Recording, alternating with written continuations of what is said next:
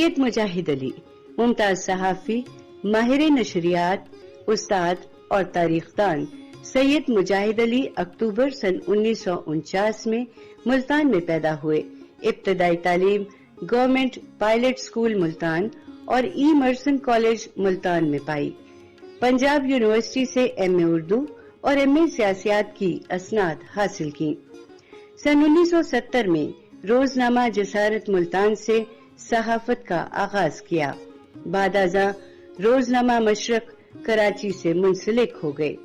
ستمبر سن 1975 میں ناروے منتقل ہو گئے۔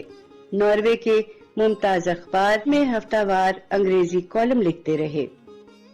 سید مجاہد علی ناروے میں پہلے پاکستانی صحافی ہونے کا اعزاز رکھتے ہیں۔ سن 1981 میں ناروے کے شعبہ تدریس سے وابستگی کے دوران اوسلو یونیورسٹی سے پیڈاگوگی علم تدریس میں ایم اے کی ڈگری لی۔ ناروے براڈ کاسٹنگ کارپوریشن میں 10 برس تک ذمہ دار مناصب پر فائز رہے۔ سن 1981 سے سن 1996 تک ناروے میں تارکین وطن کے مسائل سے متعلق اردو ماہنامہ کاررواں کے مدیر رہے۔ سید مجاہد علی نے ناروے میں برِ صغیر پاک و ہند کی ادبی اور علمی تہذیبی سرگرمیوں کی بنیاد رکھی۔ ان کے زیر اہتمام مشاعروں اور ادبی تقریبات میں صف اول کے اردو ادیب اور شاعر شریک ہوئے۔ سن 2012 میں کاررواں کا آن لائن ایڈیشن شروع ہوا۔ جنوری سن 2016 میں سید مجاہد علی کا روزانہ اداریہ ہم سب آن لائن پر شائع ہونا شروع ہوا۔ سید مجاہد علی کے تحریر کردہ اداریے کی حال ہی میں لاہور سے 10 ضخیم جلدوں میں اشاعت ہوئی ہے۔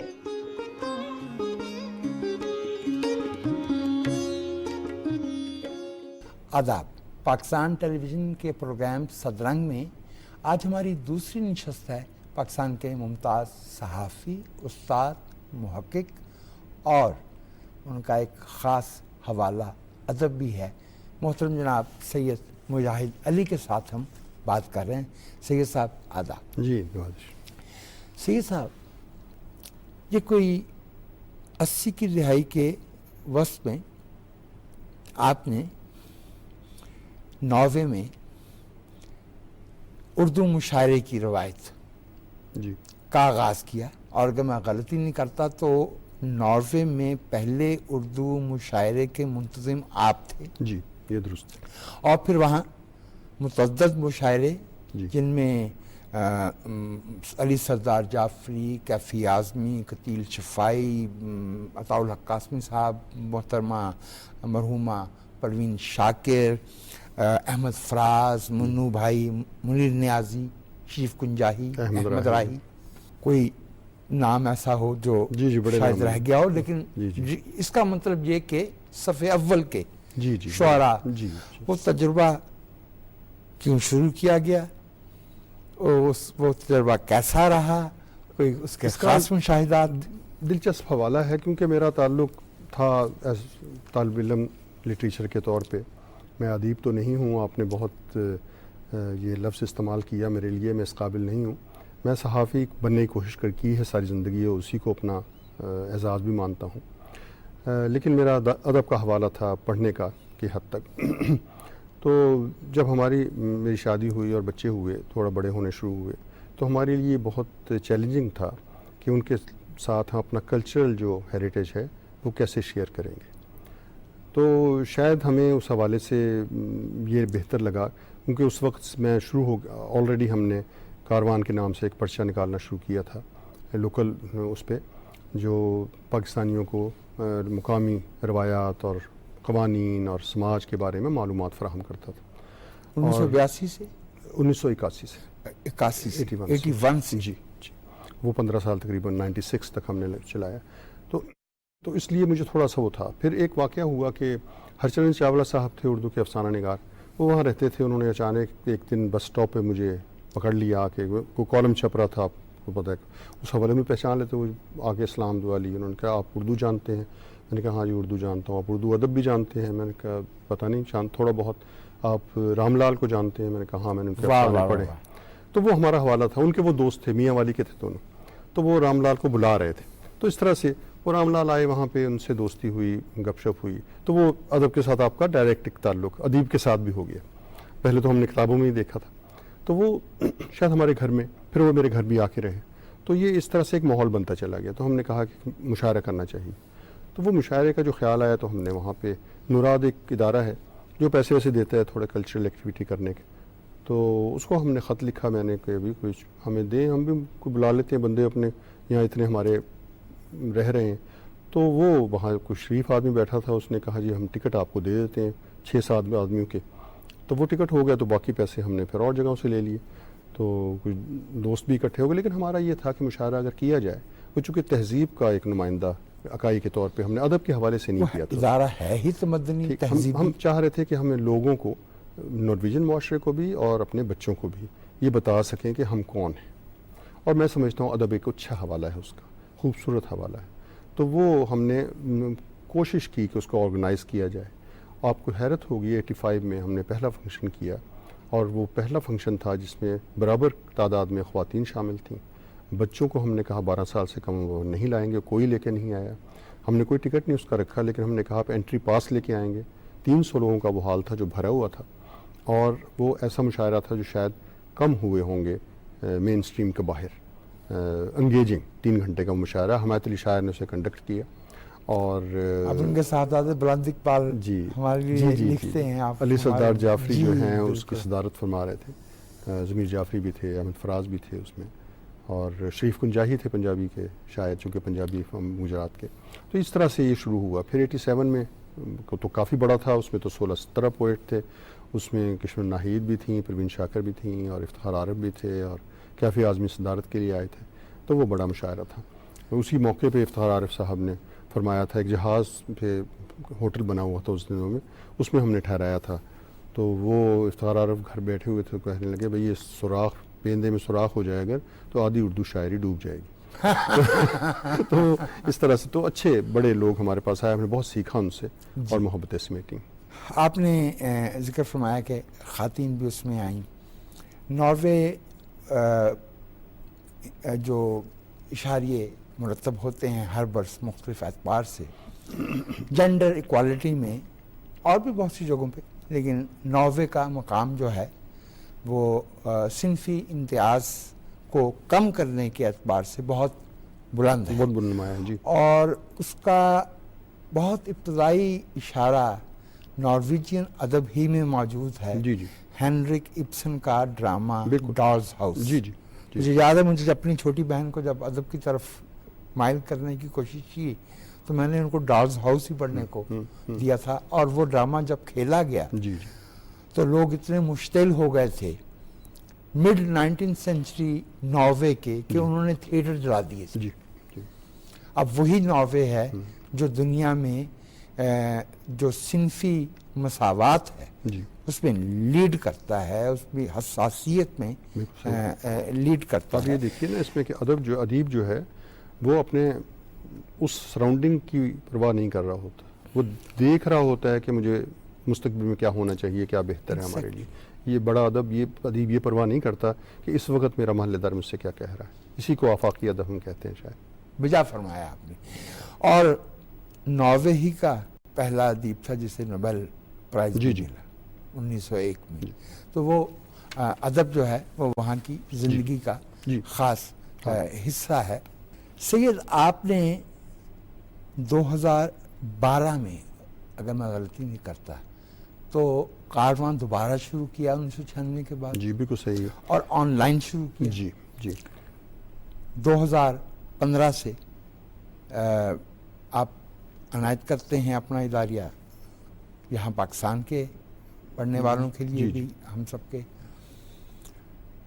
میں ذاتی طور پہ گواہ ہوں کیونکہ میں نے آپ کے جیسے یہ 7ویں جلد ہے، اس طرح کی 10 جلدیں جی 2700 اداریے تو میں نے آپ کے دیکھے. اور میں جاننا چاہتا ہوں کہ وہ کیا روحانی سلسلہ ہے جس کی بنا پہ 3 میں نے صفات 2700 سے زائد اداریے میں نے آپ کے پڑھے ہیں، ایک ایک لائن اس کی. ایک تو میں یہ جاننا چاہتا ہوں کہ یہ ہر روز جو ہے وہ آپ کو یہ کیسے معلوم ہو جاتا ہے کہ آج پاکستان میں بنیادی سوال یہ ہے. اور دوسرا، آپ کی تحریر، کوئی اداریہ آپ کا دلیل سے خالی نہیں ہوتا، متوازن ہوتا ہے. اور جو زبان ہے تو آپ نے تو کثر نفسی سے کام لیا کہ آپ کا ادب سے تعلق نہیں ہے. ادیب اور صحافی کا بنیادی جو میڈیم ہے وہ تو لفظ ہی ہے. جی جی. استعمال میں فرق ہوتا ہے. جی. صحافی کا بنیادی مقصد خبر کا ابلاغ ہے، ادیب جو ہے وہ لفظ کے معنی وسیع کر دیتا ہے. جی جی. وہ اس کو اس طرح سے استعمال کرتا ہے. یہ میں راز جاننا چاہتا ہوں، چونکہ یہ میں اس لیے کوئی انکسار میں یہ بات عرض نہیں کر رہا، کیونکہ میں بہت اسے ایک سست القلم کہتے ہیں وہ ہوں. مجھے تو 1000 لفظ لکھنا ہو تو مشکل پیش آتی ہے. آپ ہر روز 1800-1900 لفظوں کا اداریہ، ایسے تو ظفر علی خان شعر نہیں کہتے. سر آپ کالم میں نگینے جڑتے ہیں، آپ کی تو کیا بات ہے. میں عرض کروں کہ میں نے جب یہ 96 میں بند ہو گیا جی، اور بس میں نارویجن اخبار میں کبھی مضمون لکھ لیا، کچھ لکھ لیا. میری بیٹی بھی جرنلسٹ بن رہی تھی، اس کو شروع سے بچپن سے ہی تھا کہ میں نے جرنلسٹ بننا ہے، تو وہ جرنلسٹ ہی بنی. بعد میں اینکر رہی کافی طویل عرصہ، اس نے 2-3 کتابیں بھی لکھی ہیں اور اب وہ کنسلٹنسی میں ہے، وہاں پہ اچھی سینئر پوزیشن پہ کام کر رہی ہے. تو ان کا اور دوسرے میرے بچوں کا ہم نے گھر میں ماحول رکھا ہوا تھا کہ ہر اتوار کو ڈائلاگ ہونا چاہیے تاکہ بچے اپنے حالات سنائیں، اسکول میں کیا بیتی، ہم اپنے سنائیں، تو ایک مکالمہ ہو جائے. تو اس میں مجھے کہا انہوں نے کہ آپ ہم سے جو باتیں اپنے دل کی کرتے رہتے ہیں تو اس کو لکھنا شروع کریں. تو وہ میں نے ایک بلاگ انگریزی میں لکھنا شروع کیا تاکہ تسلی ہو جائے. اور میں چونکہ بیسیکلی نیوز جرنلسٹ ہوں تو وہ ایک میری سرشت میں کہہ لیں، ایک میری ہیبٹ ہے کہ جب میں ایک رسپانسبلٹی لے لوں تو اس کو میں فیل کرتا ہوں کہ مجھے پوری کرنی ہے. یہ کوئی شعر نہیں ہے، غزل نہیں ہے کہ مجھ پہ آمد نہیں ہوئی تو میں نے نہیں لکھنا. یہ میری رسپانسبلٹی ہے کہ اداریہ میں نے لکھنا ہے تو لکھنا ہی ہے. اور تو اس لیے وہ پھر وہ 2012 میں یہ ہوا کہ وہ سے کاروان کی صورت میں ہمارے ایک دوست تھے کراچی میں، وہ بھی نئی بات سے ریٹائر ہوئے تھے اور ان کے بچے کچھ آئی ٹی میں تھے، انہوں نے کہا جی سائٹ بنا لیتے ہیں. تو وہ تو دوبارہ چلے گئے واپس، وہ میرے گلے پڑ گیا. پہلے دن سے اداریہ تو انہوں نے خیر میرے ذمہ ڈالا ہوا تھا، تو میں نے لکھنا شروع کیا 1 جنوری 2012 سے. اور تقریباً سال میں 365 نہیں تو 350 352 تو جی اتنے اداریے ہو جاتے ہیں. تو اس میں انسپائریشن 2 ہیں. ایک تو یہ ہے کہ آپ نے کہا کہ کیا آپ کو کیسے پتہ ہوتا ہے یہ ہو رہا ہے. میں 50 سال تقریباً ناروے میں ہو جائیں گے مجھے اب. وہ ایک ڈیموکریٹک ملک ہے. میں نے بتایا میں 75 میں بھی گیا ہوں تو مجھے سینسرشپ کا احساس نہیں ہوا. ہوگی، میں نہیں یہ کہتا ہو نہیں ہوگی، کسی لیول پہ ہوگی. اور نظام ایسا ہے کہ اگر کوئی قانون توڑتا ہے تو اس کی گرفت بھی ہو جاتی ہے، چاہے وہ کوئی بھی ہو. تو لہٰذا میں ڈیموکریٹ کے طور پہ میں نے ایک ڈیموکریٹک معاشرے کو ایکسپیرینس کیا ہے. مجھے پتہ ہے کہ نمائندگی کیا ہوتی ہے، لوگ ووٹ کیسے ڈالتے ہیں اور ان کے نمائندے کیسے ان کو جواب دہ ہوتے ہیں. تو وہ ایک تصویر ہے پوری. اور میں نے ابھی عرض کیا تھا کہ پہلا وقت جو ہے 25 سال 20 سال جہاں گزارے ہوں وہ آپ کے اندر سے نہیں نکلتا. اور میں نے یہ بھی عرض کیا تھا کہ پاکستان جو ہے اس نے مجھے دیا ہے، میری تعلیم مجھے دی ہے، مجھے شعور دیا ہے، میں نے سیکھا ہے پاکستان سے اور وہ میں نے ڈیلیور کیا ناروے میں جا کے. تو میں اگر وہاں کا تجربہ لے کے پاکستان میں ڈیلیور کر سکوں، بتا سکوں کہ یہ حالات کو ایسے دیکھنا چاہیے، اس پرسپیکٹیو سے سمجھنے کی کوشش کرنی چاہیے، تو میں وہ کوشش کرتا ہوں. یہ جو 10 جلدیں آپ کی تحریروں کی آ رہی ہیں، یہ روزمرہ کی تحریریں نہیں، اس لیے نہیں ہیں کہ یہ ایک بہت بڑا تعلیمی ماخذ ہو سکتا ہے. ایک تو یہ کرونیکل ہے ان 14 برس کا جو ہمارے گزشتہ گزرے ہیں، ہر روز کیا ہو رہا تھا، کیا ڈیولپمنٹس ہو رہی تھیں، کون سے عوامل سامنے آ رہے تھے. یہ جو ہے لکھنے والوں کے لیے مجھے ہمیں یاد ہے کہ 2 والیومز میں مظہر علی خان صاحب کے اداریے ایڈیٹوریل، پہلے وہ امروز والے اور پھر ویو پوائنٹ والے اور وہ چھپے، اور پھر IH برلین صاحب کے اداریے چھپ چکے ہیں. اور میرے خیال میں یہ اداریوں والا یہ تیسرا معاملہ ہوگا آپ کے. یہ 10 والیومز جو ہے یہ میں ذاتی طور پر سمجھتا ہوں کہ یہ اردو زبان پہ آنے والے صحافیوں پہ اداریہ نویسی جنہوں نے کرنا ہے، بہت بڑا احسان اس لیے ہوگا کہ ہم نے اس ملک میں اداریے کو ایک بے معنی مشق میں تبدیل کر دیا۔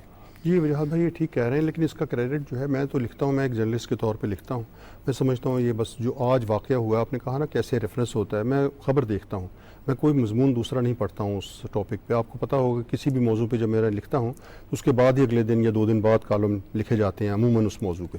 تو یہ 2014 سے لے کے 2023 تک کے ہر سال کا ایک والیوم ہے، 10 سال کے، یہ 12 برس کی 10 سال کے 10 سال کی جی ایک والیوم میں 1 سال کے ہیں، ایک سال 2014 2015 اس طرح سے۔ اور یہ بہت ہی بڑھیا ریکارڈ ہو جائے گا، ڈاکومنٹ ہو جائے گا کہ ان برسوں میں ہر آنے والے دن کے ساتھ کیا ہو رہا تھا۔ بہت سی باتیں وہ آنے والوں کے لیے محفوظ ہو جائیں گی، اگر وہ چاہیں گے تو وہ جان پائیں گے۔ یہ آپ سے بہت سے مہربان دوستوں نے یہی فرمایا ہے کہ شاید اس میں تھوڑا سا یہ بہت اہم بات ہوگی، اس تاریخ سیکھنے کا موقع ہوگا۔ اس کو ہم جاری رکھتے ہیں۔ ناظرین، ہم گفتگو کر رہے ہیں ممتاز صحافی، ادیب، محقق محترم جناب سید مجاہد علی سے۔ ایک وقفے کے بعد دوبارہ آپ کی خدمت میں حاضر ہوتے ہیں۔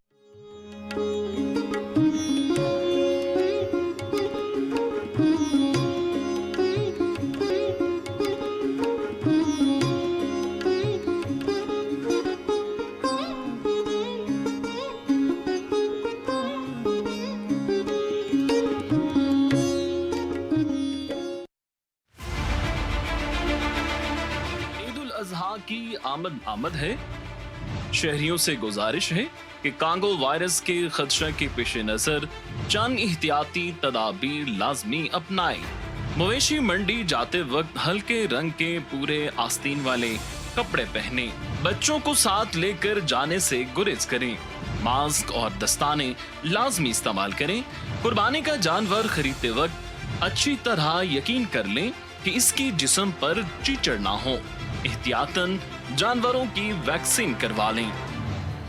قربانی سنت، احتیاط نجات۔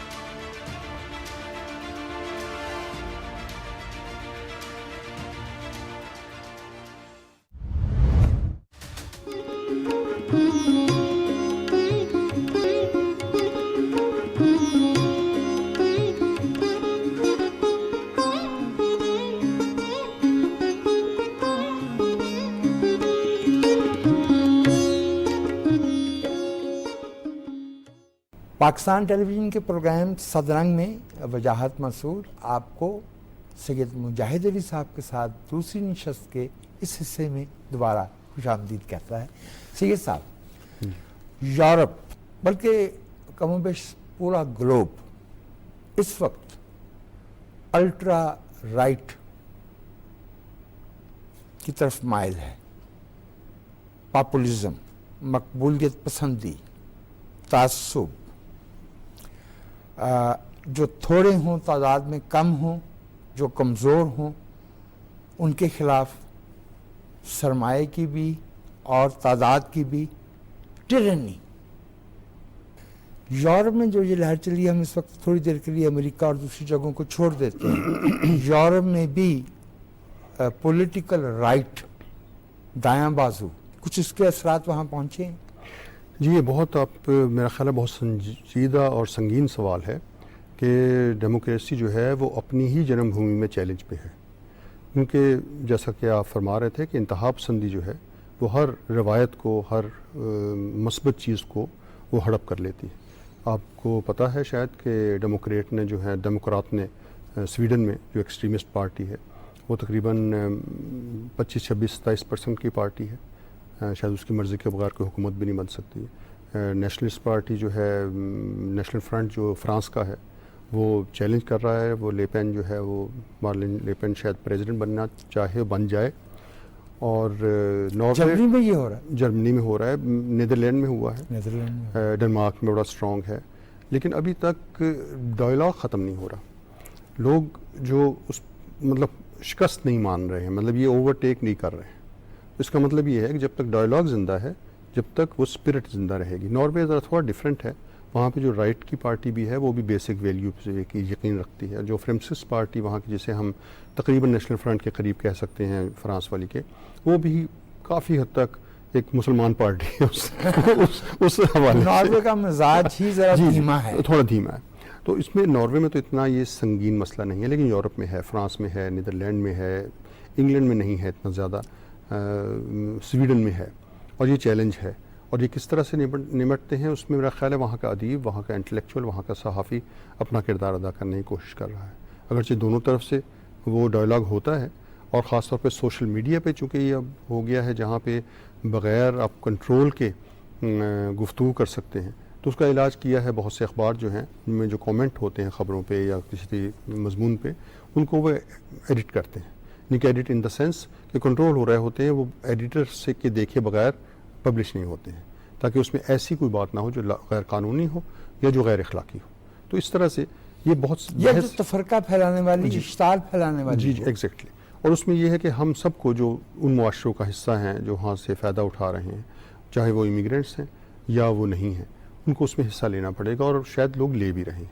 اور یہ فیز ہوتا ہے میرا خیال ہے ڈیموکریسیز میں، اور اب ایک فیز آیا تھا جو اب چل رہا ہے، جو گرین ریولوشن کا تھا، کہ انوائرمنٹ کے بارے میں بہت کانشیسنیس تھی، ان پارٹیوں کو کافی نمائندگی مل گئی، لیکن جب وہ ڈیلیور نہیں کر پا رہے تو پھر آپ کو تھوڑا پیچھے ہو جاتے ہیں.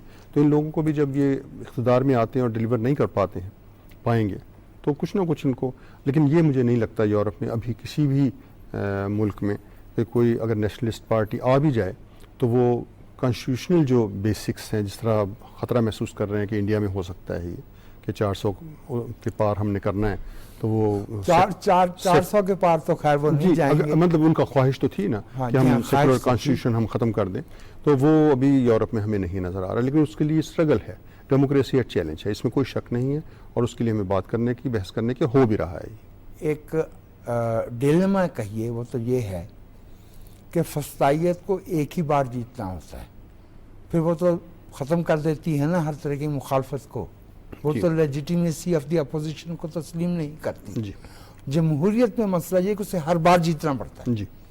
اور جو آپ نے فرمایا کہ ڈائلاگ اہل دانش کی سطح پہ، صحافیوں کی سطح پہ، اکیڈیمیا میں، پارلیمنٹ میں اگر وہ جاری ہے، اگر وہ زندہ ہے، تو پھر امید ہے سینیٹی ول پریویل. کیونکہ ڈیموکریسی جو ہے وہ اپنا اس کا ایک بہت بڑا سہارا یہ بھی تو ہے نا کہ انسان اپنی بہتری بہتر جانتے ہیں. یہ تو ایک ہمارے جو بیس جسے ہم اپنی اردو مشکل اردو میں کہتے ہیں نا سفلی جو تعصبات ہیں انہیں ہوا دے کے انتہا پسندی پھیلاتے ہیں. ہم آہنگی اور رواداری کا تو کوئی متبادل نہیں ہے، امن کا تو کوئی متبادل نہیں. جنگ اور امن میں سے مائیں کسے چنیں گی، بچے کسے چنیں گی. بالکل صحیح. لیکن یہ ایک بہر صورت لہر موجود ہے اور اسے انڈر ایسٹیمیٹ نہیں کرنا چاہیے. اسی طرح سے چیزیں جو ہیں وہ ٹھیک 100 برس پہلے اٹلی، جرمنی، جاپان میں یہی برس تھی جس کی یہی برس تھا مارچ آن روم کا، یہی برس تھا میونخ پش کا. اور انڈیا میں بھی 20 کروڑ مسلمان ہیں اور دوسری اقلیتیں بڑی تعداد میں موجود ہیں، اور جو میجورٹی فیتھ ہے اس کے بھی سب لوگ جو ہے وہ متعصب تو نہیں. جی بالکل صحیح. پولیٹیکل پروسیس جو ہے وہ جاری رہے گا.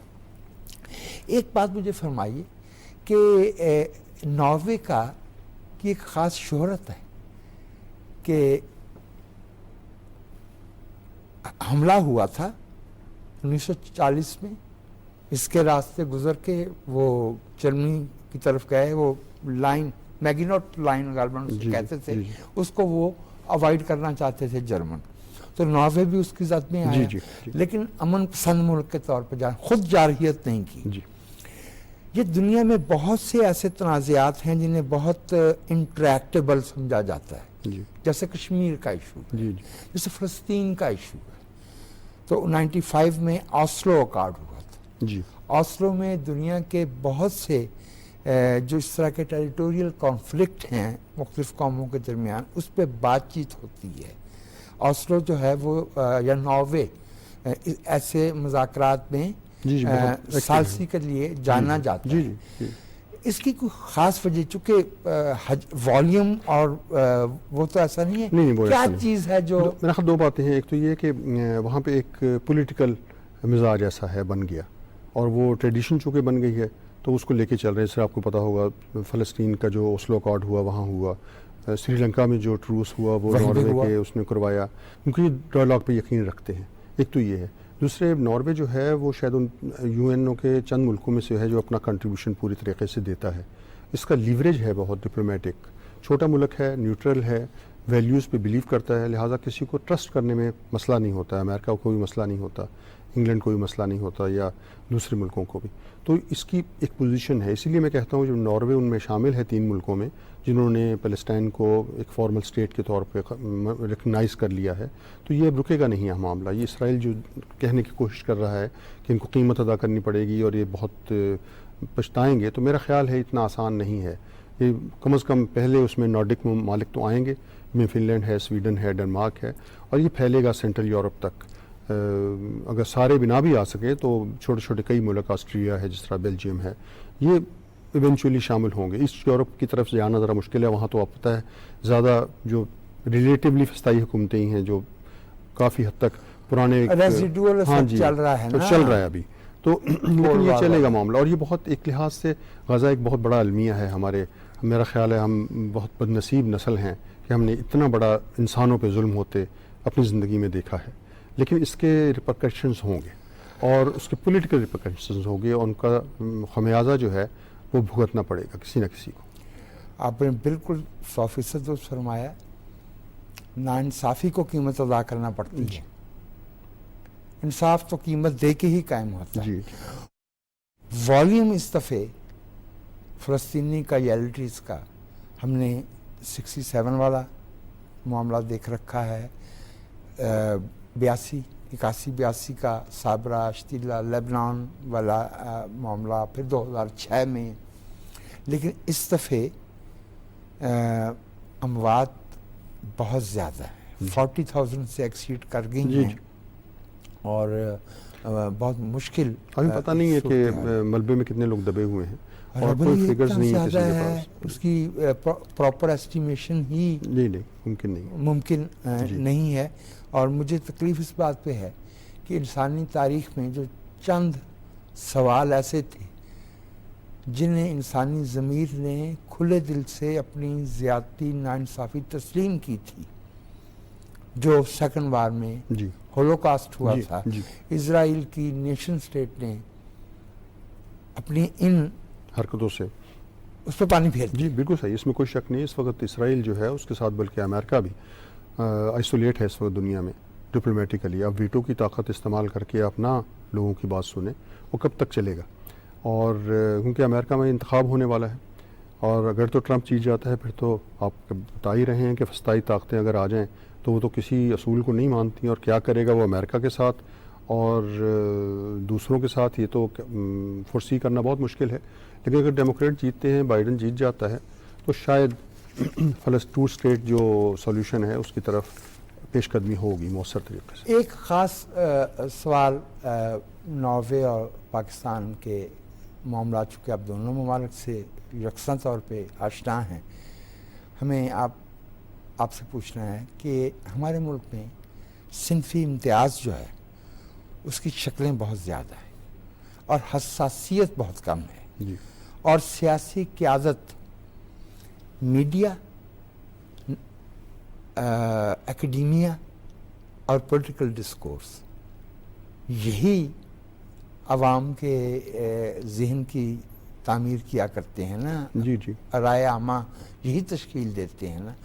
تو کیا آپ اپنے تجربے کی روشنی میں کیا ہمیں سمجھانا چاہیں گے کہ کیسے اس معاملے پہ کیا سکھا سکتے ہیں آپ ہمیں، ایک ایسے ہمارے ہی ہم وطن کے طور پہ جس نے 50 برس جو ہے وہ ایک ایسے ملک میں گزارے ہیں جہاں جینڈر ڈسکریمنیشن پہ، صنفی امتیاز پہ بہت زیادہ حساسیت پائی. جی اویئرنیس ہے. میں یہ عرض کروں کہ پہلے تو یہ دیکھیں پاکستان میں اس معاشرے کو کیسے بدلا گیا. میں اس معاشرے سے جو اس وقت سماج ہے ہمارا، میں آئیڈینٹیفائی نہیں کرتا ہوں جس نے یہاں پہ 50s میں 60s میں ہوش سنبھالا تھا اور بڑا ہوا تھا. میں نے ناروے میں یہ بھی بات کی ہے کہ میں نے عورت کا احترام کرنا اپنے باپ سے سیکھا ہے. میرے والد نے ہمیشہ میری ماں کا احترام کیا, اس لیے میرے لیے عجیب بات نہیں ہے کہ عورت کا احترام کرنا چاہیے, اس سے برابری کا سلوک کرنا چاہیے, اسے عزت دینی چاہیے. ایک تو یہ بات ہے کہ ہم نے معاشرہ تبدیل کیا ہے, اور 2 افغان جنگ جو ہیں اس میں ہم نے ریلیجن کو استعمال کیا ٹول کے طور پہ, اور اس کے ساتھ جو ہم نے ایک جو پوری نسل تیار کی ان عناصر کی جنہوں نے معاشرے کو ایک خاص ڈگر پہ لگا دیا, سوچ کی ایک خاص ڈگر پہ لگا دیا, اس کا نشانہ جو خواتین جو کمزور طبقات میں ہیں وہ بن رہی ہیں, اور جو بھی ان کی زد میں آ جائے. اور وہ اتنی طاقتور ہو گیا ہے وہ رویہ کہ سیاستدان بھی ان کے آگے جو ہیں وہ بے بس ہیں.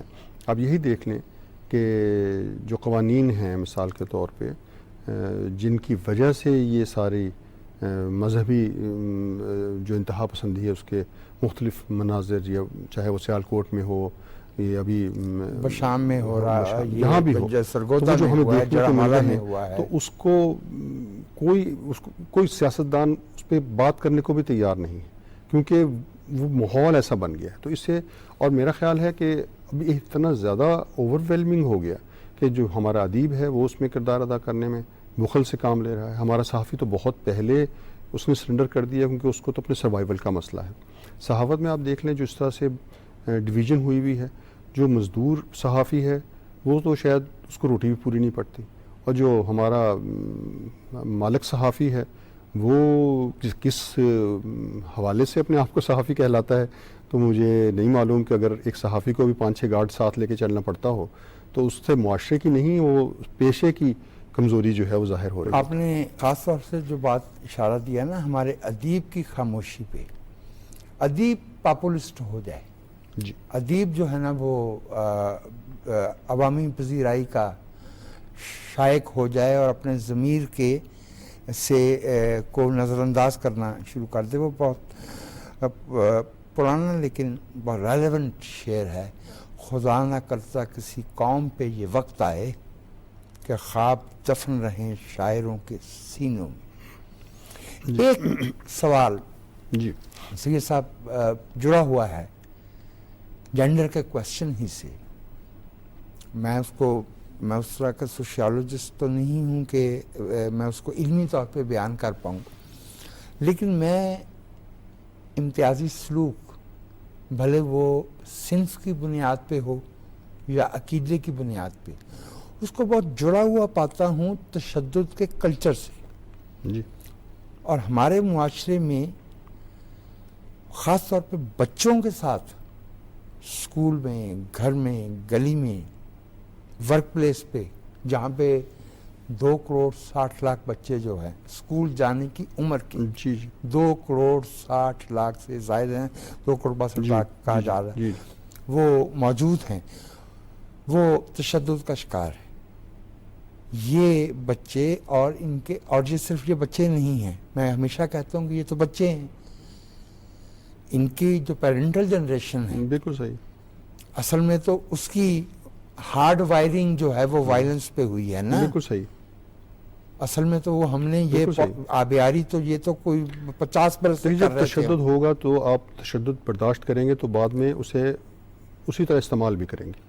یہ ایک رنگ سرکل ہے, چلتا رہتا ہے اور اس کے ختم نہیں ہو سکتا جب تک اس کو توڑا نہ جائے. یہ سرکل ہمیں توڑنا ہے بطور قوم کے, اس کے لیے اویئرنیس پیدا کرنی ہے. وہ ہم گفتگو میں کر سکتے ہیں, مکالمہ میں ہمارے یہاں مکالمہ نہیں ہے, ہمیں مکالمے کا آغاز کرنا چاہیے. ہمیں ایک دوسرے کے ساتھ خوشگوار جیسچرز دینے کا آغاز کرنا چاہیے. ہمیں تقسیم جو ہے اسے کم کرنے کی کوشش کرنی چاہیے, اور یہ تقسیم بہت بدنصیبی سے بہت اوپر سے لے کے نیچے تک, معاشرہ نیچے تب جڑنا شروع کرتا ہے جب اوپر جو ہے کم از کم جو پولیٹیکل ہمارے نمائندے ہیں وہ احترام کا ایک سگنل بھیج رہے ہوں. ہم نے پچھلے 10 سال میں دیکھا کہ یہ سگنل جو ہیں وہ توڑ دیے گئے بہت برے طریقے سے پچھلے برسوں. جی, اور شاید اسی وجہ سے جو ہے اب ایک ایسا ماحول بن گیا کہ کوئی کسی پہ اعتبار نہیں کرتا, کوئی کسی کا احترام نہیں کرتا. اور ہم بہت بات کرتے ہیں ہر جگہ جہاں جائیں کہ کیسے یہ اس میں بغیر کسی بڑی خرابی کی کیسے تبدیلی آئے گی. وہ تبدیلی گفتگو کے بغیر تو نہیں آ سکتی. اگر جمہوریت جو ہے سیاست سے جمہوریت سے متعلق ہے اور جمہوریت لوگوں سے متعلق ہے تو لوگوں سے آپ بات کریں گے, ان تک پیغام پہنچائیں گے اپنا اور بتائیں گے کہ ہم کیا بات کرنا چاہ رہے ہیں اور مخالف کے سوال کا جواب دیں گے. دیکھیے میں لکھتا ہوں روزانہ اور میری اپنی رائے کا میں اظہار کرتا ہوں, اس میں ایک میری کنکریٹ رائے ہوتی ہے, اس سے آپ اختلاف کر سکتے ہیں, لیکن اگر آپ کی رائے کو میں قبول نہیں کرتا ہوں جو میرے خلاف ہے تو مجھے وہ لکھنے کا حق حاصل نہیں ہے. میں اس اصول کو مانتا ہوں کہ میں اپنی رائے پہ کمپرومائز نہیں کروں گا, لیکن میں آپ کی رائے کا ہر صورت احترام کروں گا. تو یہ ہمارے میں جو پاکستان میں یہ رویہ نظر نہیں آتا. ہم ذاتیات پہ اتر آتے ہیں. میرا خیال اختلاف کے لیے فحش کلامی کی ضرورت نہیں ہے, شدت کلامی کی ضرورت نہیں ہے. اگر صحافی کے قلم میں محبت کے لفظ آ جائیں نفرت کی بجائے, شدت کی بجائے, اور کم ہو جائیں یا کم سے کم کم ہو جائیں, ان کی شدت کم ہو جائے. اب تو دو دھالی تلوار ہیں, اب تو ہم نے زہر میں ڈبوئی ہوئی تلوار بنائی ہوئی ہے, اور وہ چونکہ اب سوشل میڈیا آ گیا ہے اور یوٹیوبرز جو ہیں وہ چونکہ ہم مین سٹریم کو کاٹنا چاہتے ہیں فلٹر ہی نہیں ہے اور اس میں بہت سے پیسہ انوالو ہو گیا نا, فلٹر تو ہم توڑ دیں گے. اب جب آپ مطلب میں یوٹیوب ایک چینل چلاتا ہوں اور وہ جھوٹ کی بنیاد پہ چل رہا ہے, وہ نفرت کی بنیاد پہ چل رہا ہے, تو مجھے کیا ضرورت ہے میں فلٹر مانوں گا؟ میں جو ہے امریکہ میں بنا کے بیٹھ کے بنا لوں گا. دیکھیں نا مجھے فلٹر کی ضرورت اس کا کیا مطلب ہوا؟ میں آپ سے رہنمائی چاہ رہا ہوں اس معاملے پہ. جی تو اس کا مطلب یہ ہوا کہ جو ابھی ایوریج اوسط درجے کا انسانی ذہن ہے جی وہ